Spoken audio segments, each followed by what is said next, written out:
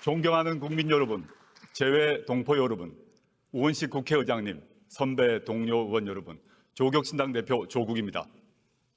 지난 3월 3일 창당을 한 신생정당의 대표로서 22대 국회 초선 의원으로서 전국의 거리에서 만난 국민의 목소리를 가감없이 전하고자 이 자리에 섰습니다.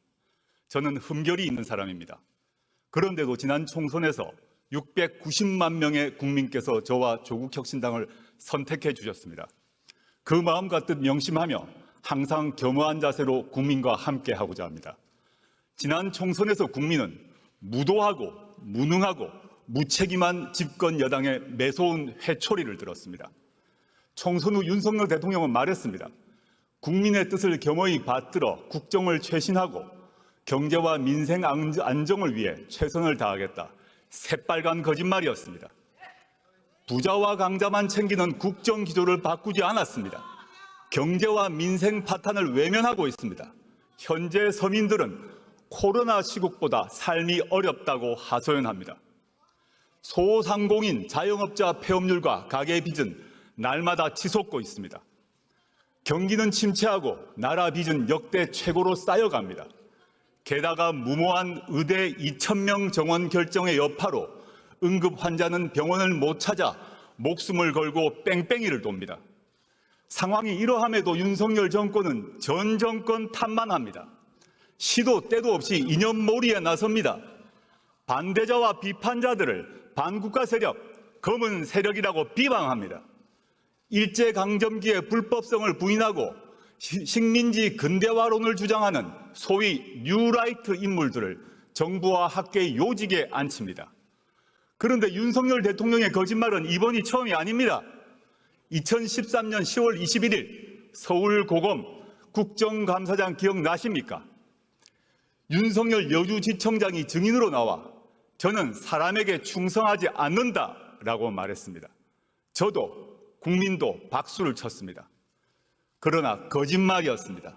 저도 속고 국민 모두 속았습니다. 윤 대통령은 극히 일부 특권 계급 사람에게만 충성하고 있습니다. 특히 자기 자신과 배우자 김건희 씨에게 충성하고 있습니다.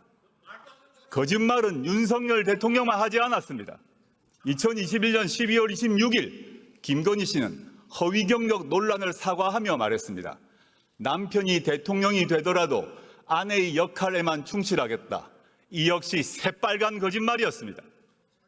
대선 전 2022년 1월 공개된 녹취록에 나오는 김건희 씨의 생생한 발언 기억하실 것입니다. 우리 남편은 바보다.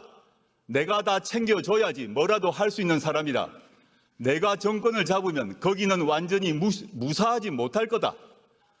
국민에 의해 선출되지 않는 권력, 즉 김건희 씨가 대통령 행세를 합니다.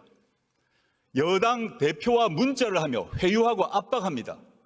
정부 인사를 자신이 한다고 자기 입으로 말합니다. 급기야 김건희 씨가 전 여당 의원에게 지옥불 옮기라고 했다는 보도도 나왔습니다. 여당 내에서도 터질 게 터졌다라고 합니다. 경고합니다. 박근혜 정권에서 최순실 씨가 무슨 일을 했는지 그 결과 박근혜, 최순실 두 사람이 어떻게 되었는지 국민은 다 기억하고 있습니다. 어떤 부적도 어떤 무당도 막아주지 못할 것입니다. 존경하는 국민 여러분, 그리고 선배 동료 의원 여러분, 윤석열 대통령은 검찰총장 시절 자신이 이끄는 검찰을 이렇게 자랑했습니다. 살아있는 권력의 비리를 눈치 보지 않고 공정하게 수사하는 검찰. 그런데 자신이 최고의 살아있는 권력이 된 후 검찰은 어떻게 되었습니까? 어느 주가 조작 사건에서 공범이 유죄 판결이 났는데 전주가 소환도 기소도 되지 않습니까? 어느 공무원 배우자가 300만 원짜리 명품백을 받고 무사히 넘어갑니까? 어느 피의자가 자신이 지정한 곳에서 조사를 받습니까? 어느 검사가 수사하러 가서 휴대전화를 피의자 측에 제출합니까? 이 정도는 수사가 아니라 접대입니다. 반면 전 정권과 야당은 사냥하듯 수사합니다. 원래 겨누었던 잘못이 안 나오면 나올 때까지 먼지떨이 수사를 합니다. 원래 사냥감이 잘 안 잡히면 가족, 친족, 지인을 텁니다. 그리고 일방적 피의 사실을 친검 언론에 흘립니다. 어디서 많이 본 모습 아닙니까? 바로 15년 전 노무현 대통령님의 비극이 발생하기 전과 똑같습니다. 게다가 윤석열 대통령은 자신이 검찰총장 시절 대변인이었던 이창수 검사를 서울중앙지검장에 임명했습니다. 현 김주현 민정수석이 법무부 검찰국장 시절 검찰과장이었던 심우정 검사를 검찰총장 후보로 지명했습니다. 이유가 무엇이겠습니까? 검찰을 더욱더 수적으로 부리겠다는 것 아니겠습니까? 한편 윤석열 대통령은 자신이 나온 충암고 인맥으로 군과 경찰을 장악하고 있습니다. 김용현 국방부 장관은 물론 여인형 방첩사령관, 박종선 777 사령관 등 군내 정보 개통을 충암고 라인으로 다 채웠습니다. 경찰 인사를 하는 이상민 행정안전부 장관 역시 윤 대통령의 충암고 후배입니다. 충암고는 윤석열 정권의 하나회로 자리 잡을 것입니다.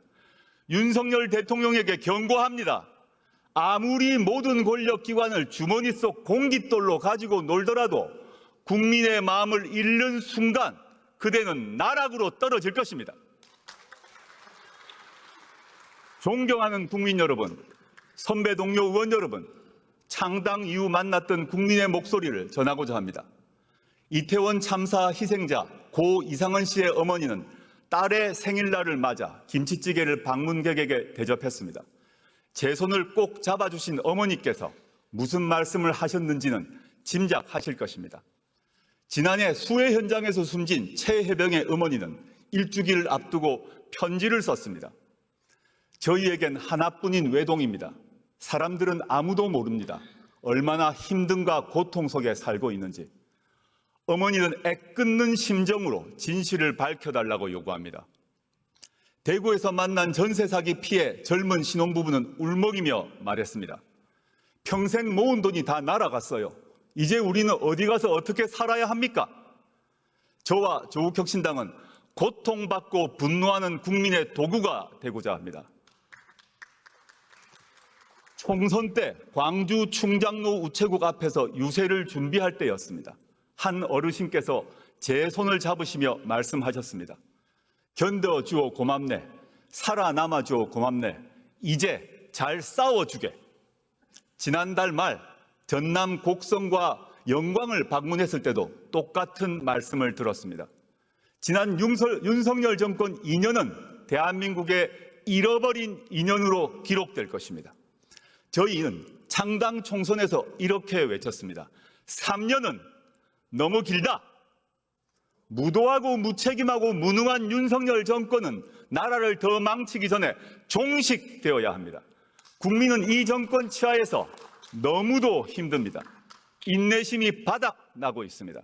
조국혁신당은 당내에 3년은 너무 길다 특별위원회를 구성했습니다. 저희는 이미 심리적 탄핵을 하신 국민의 마음을 받들며 온 힘을 다하여 위헌과 위법의 증거를 모으겠습니다.